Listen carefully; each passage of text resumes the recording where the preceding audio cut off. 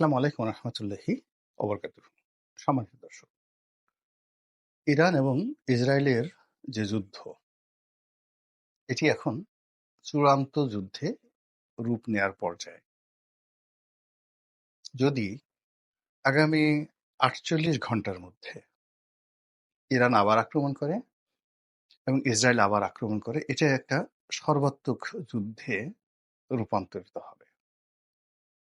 এবং এই যুদ্ধকে কেন্দ্র করে ধর্মীয় উন্মাদনা এবং পরাশক্তিগুলোর তাণ্ডব এবং পরমাণু যুদ্ধের যে ভয়াবহতা, এটি সারা বিশ্বকে গ্রাস করে। এমনকি এই বিশ্বের যে অস্তিত্ব, সেই অস্তিত্ব নিয়ে টান পড়বে। এবং আমরা যদি আবার সেই প্রাগৈতিহাসিক যুগে ফিরে যাই, সেটা অস্বাভাবিক কিছু নয়। যখন ইউটিউবের মাধ্যমে কন্টেন্ট তৈরি শুরু করি, তখন নিয়মিত ৩-৪টি বিষয় নিয়ে আলোচনা করতাম। দেশের রাজনীতি, তার সঙ্গে সঙ্গে ধর্মীয় কিছু বিষয় নিয়ে আলোচনা করতাম, আর আন্তর্জাতিক বিষয় থাকতো। তখন মালয়েশিয়ার রাজনীতি, পাকিস্তান ইমরান খান কি করলেন, ইরানে কি হচ্ছে, এই সমস্ত বিষয় নিয়ে আমাদের যারা জনগণ, তাদের নিদারুণ আগ্রহ ছিল। আওয়ামী লীগ জমানাতে এই আগ্রহটা ছিল, কিন্তু এখন এই গত ১০ মাসে পুরো পরিবেশ এবং পরিস্থিতি এমন হয়ে গেছে যে আমাদের ঘাড়ের উপরে এত বেশি সমস্যা যে আমাদের সেই ইউক্রেন যুদ্ধ নিয়ে আলোচনা করারও ইচ্ছা হয় না, আর মানুষের শোনারও ইচ্ছা হয় না। আমাদের অর্থনৈতিক সমস্যা, আমাদের রাজনৈতিক সমস্যা, আমাদের সীমান্ত সমস্যা, ভারতের সাথে আমাদের সমস্যা, আমাদের বন্দর নিয়ে সমস্যা, বিএনপি জামাতের সমস্যা, ইলেকশন নিয়ে সমস্যা, সব মিলিয়ে ১৮ কোটি মানুষ আমাদের, যারা বলছেন যে এখন ডক্টর মোহাম্মদ ইউনূস, তিনি কিন্তু একটা কথা বেফাসলে বলে ফেলেছেন যে এখানে গাজার মতো পরিস্থিতি বিরাজ করছে। হয়তো আমাদের শিল্প কলকারখানা, বাড়িঘর ওই গাজার মতো ওইভাবে ভেঙে যায়নি, কিন্তু আমাদের মন এবং মস্তিষ্কে যে ভয়, আতঙ্ক, অনিশ্চয়তা, এটা গাজাবাসীর মতোই হয়ে গেছে। এরকম একটা কথা কিন্তু প্রধান উপদেষ্টা বলেছিলেন এবং ব্যাপক সমালোচনা হয়েছিল তখন সেটি নিয়ে। কিন্তু আপনি যার যার অবস্থান থেকে যদি চিন্তা করেন, তাহলে পরিস্থিতিটি কিন্তু ওইরকমই, অনেকটা ইয়ানফ সিয়ানফসি। এর কারণ হলো এই মুহূর্তে বিশ্ব ধ্বংস হতে বসেছে, মুসলিম উম্মাহ ধ্বংস হতে বসেছে। ইসরায়েল নামক রাষ্ট্রটি বিলীন হয়ে যেতে পারে, মানচিত্র থেকে একেবারে যাকে বলা হয় এটা বিলুপ্ত হয়ে যেতে পারে। একইভাবে পৃথিবীতে যে শিয়াবাদ রয়েছে, শিয়াইজম, তো সেই শিয়া ইজমটি একেবারে কবর রচিত হতে পারে। এই প্রথম, যেটি সেই কারবালার ঘটনার পরে কেউ কখনো পারেনি, সেটি এই মুহূর্তে এক্সট্রিম একটা পর্যায়ে চলে গেছে। এবং ইরান নামক যে রাষ্ট্রটি, যেটি আলেকজান্ডার দখল করেছিলেন, আক্রমণ করেছেন, কিন্তু রাখতে পারেননি, যেটি হালাকু খান দখল করেছেন কিন্তু রাখতে পারেননি, এভাবে বহু মানুষ, বহু বিজেতা এবং অনেক বড় বড় মানুষ ইরানের ধারের কাছেও যেতে পারেনি, সাহস পাননি। ইউরোপের কোনো অন্য কেউ লোক বা এশিয়ার অন্য কোনো বিজেতা। তো সেই রকম একটা রাষ্ট্রের সঙ্গে এখন ইংল্যান্ড, ফ্রান্স, আমেরিকা, তারা প্রক্সি যুদ্ধ করার জন্য তাদের সমস্ত শক্তি নিয়ে পারস্য উপসাগর, আরব সাগর থেকে শুরু করে পার্শ্ববর্তী যে সকল সাগর রয়েছে, ভূমধ্য সাগর, সব জায়গাতে তারা ব্যাপক রণপ্রস্তুতি নিয়ে দাঁড়িয়ে আছে। এবং তাদের পক্ষে প্রক্সি যুদ্ধ করার জন্য যে সকল বেজ রয়েছে পুরো মধ্যপ্রাচ্যে, তুরস্কে, কাতারে, জর্ডানে, ইরাকে, সৌদি আরবে, কুয়েতে, এবং সবগুলো যে আমেরিকান বেজ এবং পশ্চিমা মিত্রশক্তিদের বেজগুলো সর্বোচ্চ সতর্কতা নিয়ে ইসরায়েলের পাশে দাঁড়ানোর জন্য রেডি হয়ে আছে। অন্যদিকে মুসলমান বিশ্ব দাঁড়ানোর মতো হিম্মত আসলে কারণে মাত্র পাকিস্তান ঘোষণা করেছে যে তারা ইরানের পাশে আছে। এর বাইরে চীন, রাশিয়া, উত্তর কোরিয়া তারা সরাসরি এখানে ইরানের পক্ষে থাকার জন্য প্রত্যয় দেখাচ্ছে। দ্বিতীয়ত গত ২ রাতে অর্থাৎ আজকে ১৫ তারিখে মে মাসের জুন মাসের ১৫ তারিখে আমি এই কাজ ভিডিওটা করছি। এর আগে পরপর ২ রাতে ইরান যে আক্রমণ করেছে, আমরা প্রকৃত ঘটনা আসলে ওয়েস্টার্ন মিডিয়া কিভাবে দেখাচ্ছে সেটাও বুঝতে পারছি না। এখানে আমরা চীনের কতগুলো গণমাধ্যম, ইরানের গণমাধ্যম এবং আমাদের বাংলাদেশের যে গণমাধ্যম তাদের যে বক্তব্য, সেই বক্তব্যে এগুলো প্রো ইরান।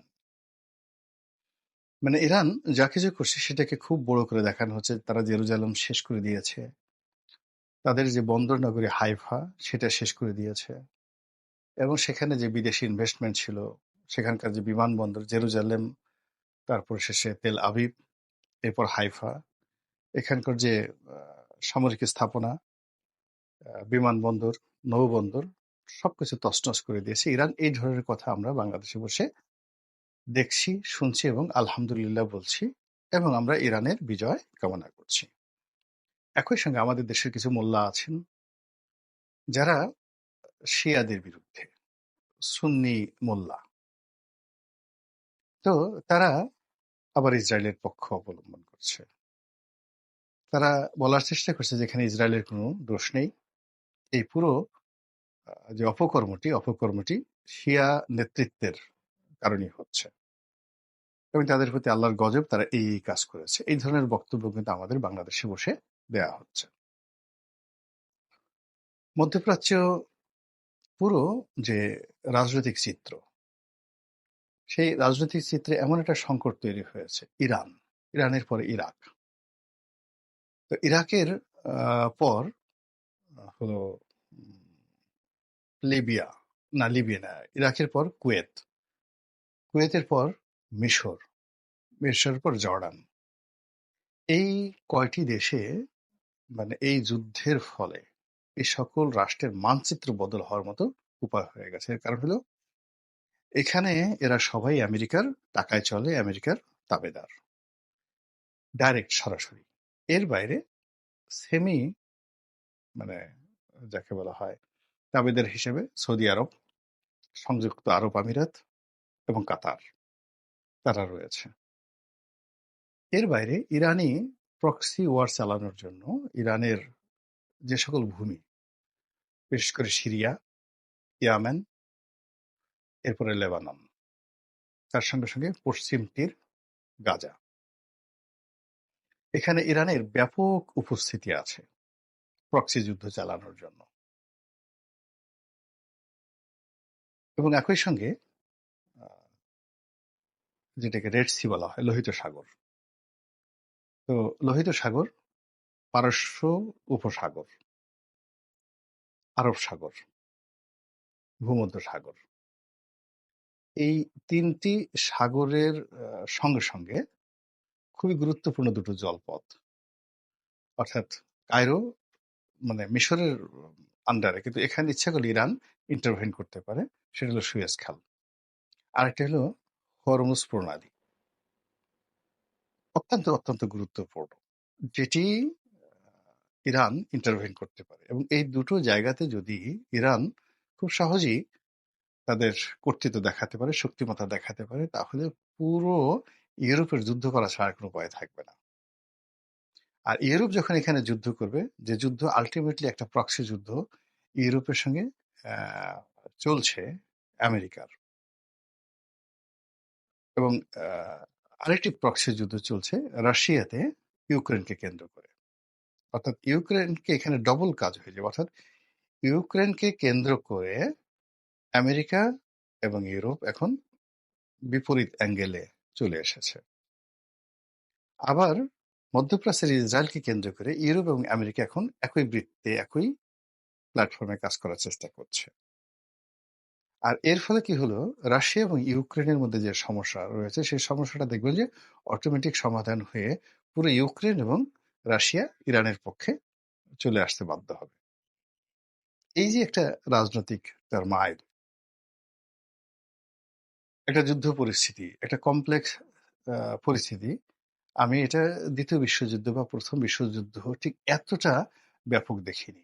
এবং এই যুদ্ধের যে উত্তাপ, এটা ইজিলি চীন, Bharat, Singapore, Indonesia, Malaysia, Pakistan, Bangladesh, আমরাও এর থেকে রক্ষা পাবো না।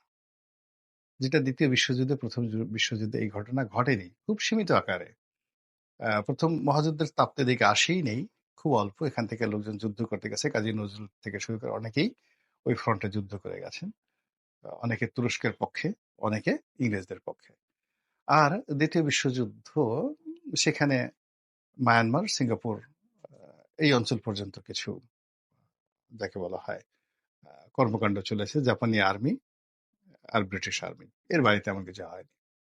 যা হোক, কিন্তু এইবার যদি এই যুদ্ধটা শুরু হয়ে যায় ব্যাপক আকারে, জাস্ট ১৫ দিনের মধ্যে আমাদের এই পাক ভারত উপমহাদেশের পুরো যে ক্ষোভ বিক্ষোভ যুদ্ধ, এটি মারাত্মক আকার ধারণ করবে। এবং ২০২৬ আমাদের জন্য দুর্ভিক্ষ, আমাদের জন্য দুর্ভাগ্য, এরকম নানা রকম আশঙ্কা কিন্তু আমাদেরকে তাড়া করছে, প্রাকৃতিক দুর্যোগ থেকে সবকিছু। তো এরই মধ্যে যারা ধর্মবিশ্বাসী, তাদের মধ্যে দুটো গ্রুপ আছে, যারা ইহুদি জাতি। তা আমরা যেভাবে দাজ্জালকে মনে করি যে আমাদের শত্রু, মুসলমানদের শত্রু, পৃথিবীর শত্রু, একচোখা দাজ্জাল, কিন্তু ইসরায়েলিরা বা ইহুদিরা মনে করে দাজ্জাল তাদের ত্রাণকর্তা। দাজ্জালের অধীনে তারা পৃথিবীতে একটা সাম্রাজ্য প্রতিষ্ঠা করবে। এবং এরকম একটা যুদ্ধ এখন যে ওয়ারটা চলছে, সেই ওয়ারে যদি ইরানের পরাজয় ঘটে এবং ইসরায়েলের প্রভুত্ব প্রতিষ্ঠিত হয়ে যায়, তাহলে আরো অনেক দিন পর্যন্ত দাজ্জালের রাজত্ব এই পৃথিবীকে কাঁপাবে, যেভাবে আল্লাহ রাসূল সাল্লাল্লাহু আলাইহি সাল্লাম বলে গেছেন। ইসরায়েলের হুকুমের বাইরে, কথার বাইরে কেউ যেতে পারবে না। এবং দাজ্জাল সম্পর্কে যে সকল কাল্পনিক কথাবার্তা বা যে ধরনের মিথ আর ম্যাথোলজি চালু রয়েছে, সে মানুষের চেহারা দেখে, মুখ দেখে তার মনের কথা বলে দেবে। আচ্ছা, এখন চিন্তা করেন আমাদের যে আর্টিফিশিয়াল ইন্টেলিজেন্স, এই আর্টিফিশিয়াল ইন্টেলিজেন্স কিংবা ধরেন ইসরায়েলের তৈরি ফেসবুক কিংবা অন্যান্য যে সকল এআই প্রযুক্তি রয়েছে, সে তো আপনার মুখ দেখে, আপনি মোবাইলে পাশে রাখেন, আপনার শব্দ শুনে, আপনার মুখ দেখে সঙ্গে সঙ্গে বলতে পারে আপনি কি চান। আপনি কি ইসলামিক ওয়াজ শুনতে চান, না পর্ন ভিডিও চান? আপনি কোন ধরনের বিজ্ঞাপন চান, আপনি কি চান, সব আপনার সামনে হাজির করে দিচ্ছে। তো এটা কি দাজ্জাল নয়? দাজ্জাল তো এসে গেছে। এরপরে সে যে সকল আল্লাহ রাসূল বলে গেছেন যে আপনাকে মানুষের দেখে দেখে সবকিছু বলতে পারবে, এবং সে আহ, ইচ্ছা করলে যে কোনো মানুষকে তার প্রাণ দিয়ে দিতে পারবে, আর ইচ্ছা করলে যে কোনো